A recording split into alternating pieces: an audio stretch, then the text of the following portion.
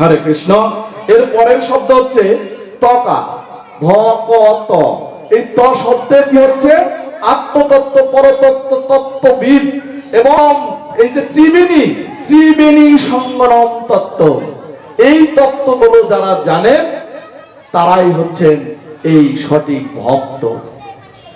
এবার বলতে পারেন আমরা তো এত কিছু জানি না, তাহলে কি আমরা ভক্ত না? এই প্রশ্নের উত্তর গোবিন্দ প্রথমেই দিয়ে গেছেন যে জগৎ সংসারে অনন্ত কোটি জীব, অনন্ত কোটি ভক্ত, যার যার যোগ্যতা অনুসারে সে আস্তে আস্তে ঊর্ধ্বগামী হয়। আবার এই যে কিছুদিন আগে কুম্ভের মেলা গেল, অনেক বড় বড় সাধক এসেছে। যদি সঠিক তত্ত্ব, সঠিক সাধকের মুখ দিয়ে শোনেন, সাধক বলবেন গঙ্গা স্নান করে তোমার দেহের পাপ যায়নি, গঙ্গা স্নান করে দেহের পাপ যায় না। আমি সারা জীবন পাপ করব, সন্ধ্যাবেলা গঙ্গায় স্নান করব, এসে বলবো আমি শুদ্ধ পবিত্র একজন মানুষ, কোনোদিন সম্ভব নয়। এই নিজের ভিতরে গঙ্গা আছে, সেই গঙ্গা নদীতে স্নান করতে হয়। সেই গঙ্গায় যদি স্নান করা যায়, দেহ শুদ্ধ হয়, পবিত্র হয়, আত্মজ্ঞানে উদ্ভাসিত হয়ে কৃষ্ণে নিজেকে সমর্পিত হয়, তখন সে ওই কৃষ্ণ নামের মুখ্যতা লাভ করতে পারে। মহাপ্রভু বললেন কোটিবার বললেও নাম হয় না। আবার বললেন একবার নাম নিলে যত পাপ হরে, জীবের সাধ্য নাই তত পাপ করে। একই গোবিন্দ, দুরকম শব্দ আসছে। কোটিবার নাম নিলে নাম হয় না, আবার একবার নাম নিলে যত পাপ করে, জীবের সাধ্য নাই তত পাপ করে। তাহলে এটা কি করে হয়? দ্বৈততা এসে গেল না? দ্বৈততা তো রাখা যাবে না। নাম কিভাবে হয়? নাম হয় নাম করতে করতে যদি নিজেকে মরার আগে মারা যায়, মরার আগে মারা যায়। একটু ধ্যান দেন, সেটা কিরকম? এক সন্ন্যাসী, উনি গৃহ ত্যাগ করেছেন, ওনার গ্রহণ করা, সেবা করাটা উনি ভিক্ষাবৃত্তির মাধ্যমে সারেন। তো ভিক্ষাটা কিরকম? ওই দিনান্তে যেটুকু হয়, উনি পরের দিনের সঞ্চয় করেন না। বাস্তবিক এবং শুদ্ধ সাত্ত্বিক এক সন্ন্যাসী, তিনি ভিক্ষা করতে গেছেন। ভিক্ষা করতে যেতে যেতে এক ধনিষ্ঠ বাড়িতে, অর্থ সম্পদশীল এক বাড়িতে ওই সাধক গিয়ে উঠেছে। গিয়েই বলছে যে কৃষ্ণ নামে ভববন্ধন টুটে, কিছু ভিক্ষে দাও গো মা। সাধারণত সাধুগুরু বৈষ্ণব যারা, তারা এমন ভাবেই কোনো বাড়িতে গেলে মাধুকুরিটা করে। ঠিক এমন যখন বলেছে, তখন ওইখানে ওই বাড়িতে, শৌখিন বাড়ি, ওই বাড়ির একটা বাচ্চা টিয়া পাখি পালতো। অনেকে এখনো অনেকের বাড়িতে আছে টিয়া পাখি পালতো। তো ওই টিয়া পাখি সাধুকে বলছে, হে সন্ন্যাসী, আপনি সাধু, গুরু বৈষ্ণব মানুষ, আপনি এই বেশ ধারণ করে এসেছেন, আপনি কেন মিথ্যে কথা বললেন? অনেক বড় কথা, সাধুর মনে তো লাগবেই। সাধু বলছে, কেন রে বাবা, তুই আমাকে এই কথা কেন বলছিস?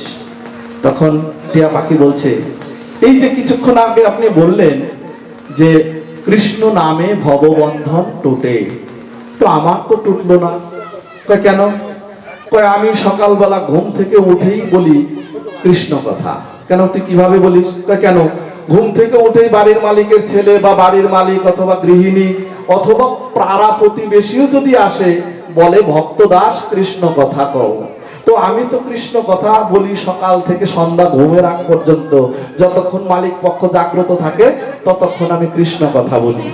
তো আমার তো ভববন্ধন টুটলো না, এই যে খাঁচায় বন্দী হয়ে আছি, আজও তো আমি বেরোতে পারলাম না।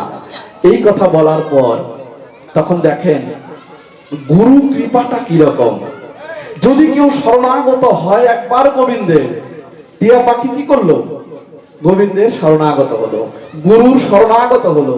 যে আপনি মিথ্যা কথা বলছেন, এই কথা বলার সাথে সাথে গুরুর সাথে তার কথা আদান প্রদান শুরু হয়েছে।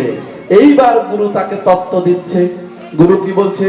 তোমাকে আমি যে কথা বলবো তুমি সেই কথা আজকে রাত্রিরে অক্ষরে অক্ষরে পালন করবে, দেখবে তুমি কাল সকালেই মুক্ত হয়ে যাবে। তখন বলল, তাহলে গুরুদেব আপনি বলেন আমার কি করতে হবে?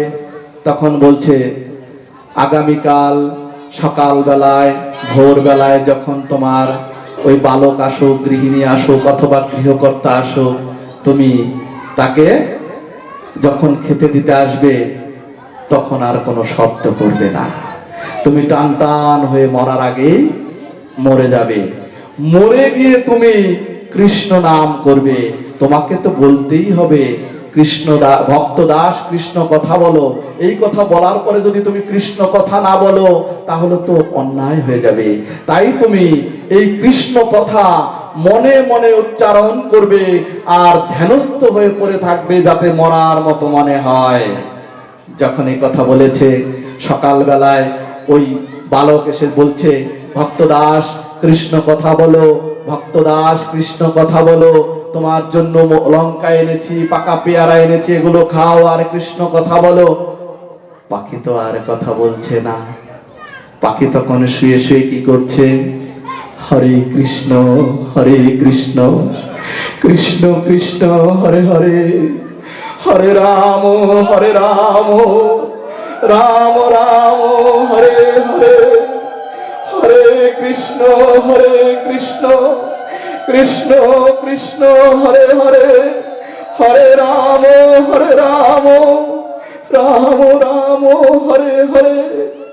এই জগৎ সংসার থেকে মুক্ত হওয়ার জন্যে পাখি মরার মতো পড়ে রয়েছে, ধ্যানস্থ হয়ে কৃষ্ণ শরণাগত হয়ে কৃষ্ণ নাম করছে। ওই ছোট্ট বালকটি তখন বলছে, মা গো, পাখিটি বোধহয় মারা গেছে গো মা। তোর বড় লোকের বাড়ি, ধন সম্পদে পরিপূর্ণ।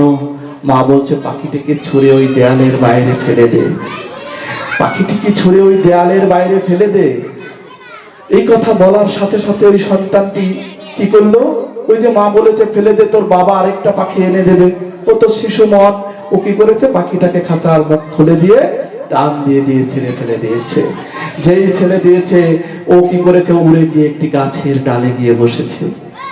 সেই গাছের ডালে গিয়ে বসেছে, সেই গাছের ডালে গিয়ে বসেছে। এখানেও আসবো। গাছের ডালে যখন বসে বলছে, ওই বালকটি বলছে, মা পাখিটি তো মারা যায়নি, পাখিটি জীবিত, ও তো মরার ভান করেছিল।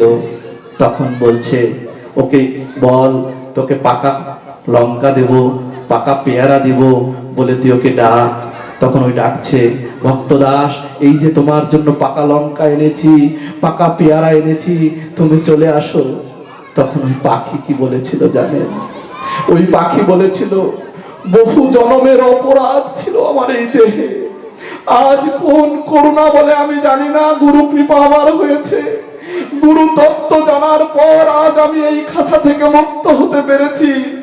আজ এতদিন তো শুধুমাত্র খাবারের লোভে কৃষ্ণ নাম করেছি, আর আজকেই শুধু একমাত্র গোবিন্দের কথা শরণাগত হয়েছি নিজেকে মুক্ত করার জন্য। আর আমি ওই বদ্ধ খাঁচায় ফিরে যাব না, আর আমি ওই বদ্ধ খাঁচায় ফিরে যাব না। এই হচ্ছে মরার মতো মরা, মরার আগে মরা। যদি মরার আগে নিজেকে মারা যায়, কৃষ্ণ নামে নিজেকে সমাধিস্থ করা যায়, তাহলে নাম হয়। আর না হলে যদি আমরা হাজার হাজার ফুল করতাল ভেঙে ফেলি নাম করতে করতে, আমার নাম হবে না গো বাবা। নাম করতে হলে অন্তরের অন্তঃস্থল থেকে জীবাত্মাকে তুলে নিয়ে পরমাত্মার হংসস্থলে নিয়ে স্থাপন করতে হবে। সেইখানেই হয় রাধা কৃষ্ণের মিলন, সেইখানেই হয় গুরু শিষ্যের মিলন, ওইখানেই যুগল তত্ত্ব, ওইখানেই হয় হর পার্বতীর মিলন। সমস্ত মিলন তত্ত্ব এক জায়গায়। যতক্ষণ এই শক্তি আমার কুণ্ডলিনী রূপে এই মূলাধারে নিদ্রিত অবস্থায় থাকবে, চৈতন্য না হবে, ততক্ষণ পর্যন্ত আমি ওই হংস ক্ষেত্রে যেতে পারবো না। হংস ক্ষেত্রে না যেতে পারলে আমার রাধা গোবিন্দের দর্শন হবে না, আমি তাকে দেখতে পাবো না, তার জ্যোতিষ দেখতে পাবো না, তার স্পন্দন শুনতে পারবো না, তাকে শব্দের মাধ্যমেও জানতে পারবো না। ঠিক একই কথা, একই প্রশ্ন অর্জুন গোবিন্দকেও করেছিল যে, হে গোবিন্দ, তুমি প্রতিক্ষণে ব্যস্ত।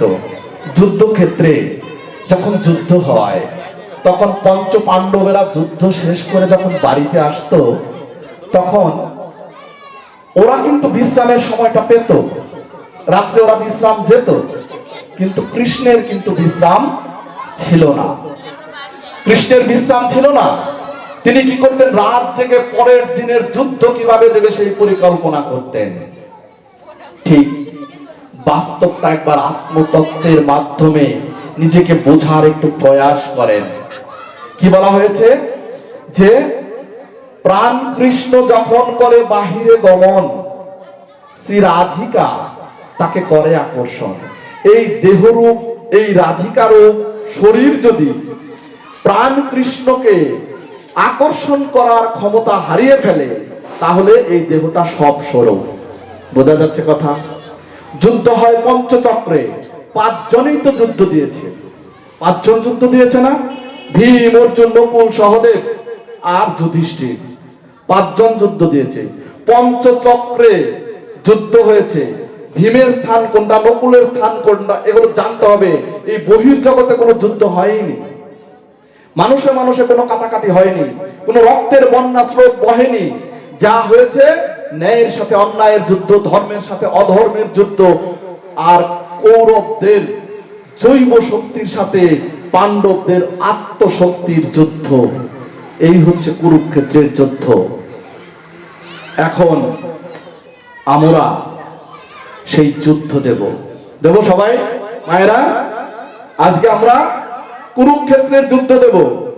কুরুক্ষেত্রের যুদ্ধ জয় করে আমরা কয়দমের ডালে বসে কৃষ্ণের বাঁশির সুর শুনবো। শুনবো সবাই? সবাই শুনবো কি? তাহলে একবার বলেন হরে কৃষ্ণ, হরে কৃষ্ণ। শাস্ত্র কি বললো? ধর্মক্ষেত্রে কুরুক্ষেত্রে সমবেতা যুজুৎসব মামকা পাণ্ডবের চৈব কিং কুর্ব সঞ্জয়। এই হচ্ছে প্রথম শ্লোক। শেষ শ্লোক গীতাতে রয়েছে। হ্যাঁ, গীতা বলছি এখন। প্রথম চোখ ধৃতরাষ্ট্রের, অর্ধরাজা ধৃতরাষ্ট্র, আর শেষ শ্লোকটা হচ্ছে সঞ্জয়ের, জ্ঞানী। তিনি কি বললেন?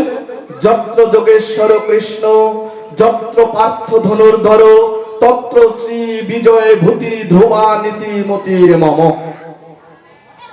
দেখেন, গীতাতে 700 শ্লোক, সব আপনার মুখস্থ করার দরকার নাই।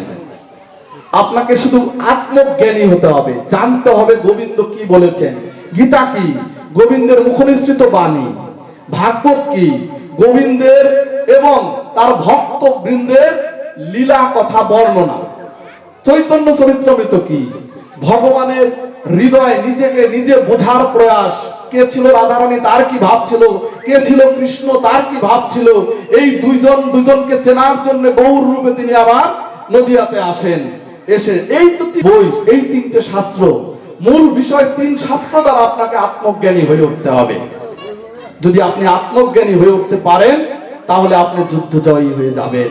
এই জগৎ সংসারটা যুদ্ধময় ক্ষেত্র, আর এই যুদ্ধ দেওয়ার স্থান মাত্র 5টা, 7টা চক্র: মূলাধার, স্বাধিষ্ঠান, মণিপুর, অনাহত, বিশুদ্ধ, আজ্ঞা আর সহস্রার চক্র। এই সপ্ত চক্রের পঞ্চচক্রে যুদ্ধ হয়। এই জন্য পঞ্চ পাণ্ডবের যুদ্ধ হয়েছে। পঞ্চপ্রদীপ জ্বালাই আমরা, পঞ্চপ্রদীপ জ্বালাই। এই যে বাইরে ঘুরে নিয়ে গেলাম পঞ্চপ্রদীপ, আগুন জ্বলেছে, আলো হয়েছে, এটা বোঝার বিষয়। বাস্তবে কোথায় পঞ্চপ্রদীপ জ্বালাতে হয়, কোথায় আলো হয়, কোথায় অন্ধকার রয়েছে, সেইটাকে জানতে হবে, সেইটাকে বুঝতে হবে। একটা ঘুটঘুটে অন্ধকার ঘর, সেইখানে যদি আপনি একটা প্রদীপের আলো নিয়ে যান, আলোকিত হয়ে যায় না? সেখানে যদি পঞ্চপ্রদীপের আলো প্রবেশ করে তাহলে সে অন্ধকার থাকতে পারে? কোনোদিনই থাকতে পারে না। এই জন্যে কুরুক্ষেত্রের যুদ্ধে পঞ্চ পাণ্ডব জয়ী হয়েছে পঞ্চপ্রদীপের আত্মচৈতন্য বা আত্মসূর্যের দ্বারা। তারা তো জয়ী হবেই, এ কথা তো শাস্ত্রে সঞ্জয় বলেই গেছে। যত্র কৃষ্ণ ধনুর্ধর, যেখানে কৃষ্ণ রয়েছে, যেখানে অর্জুনের মতো যোদ্ধা রয়েছে, সেইখানে তো বিজয় অবিসম্ভাবী।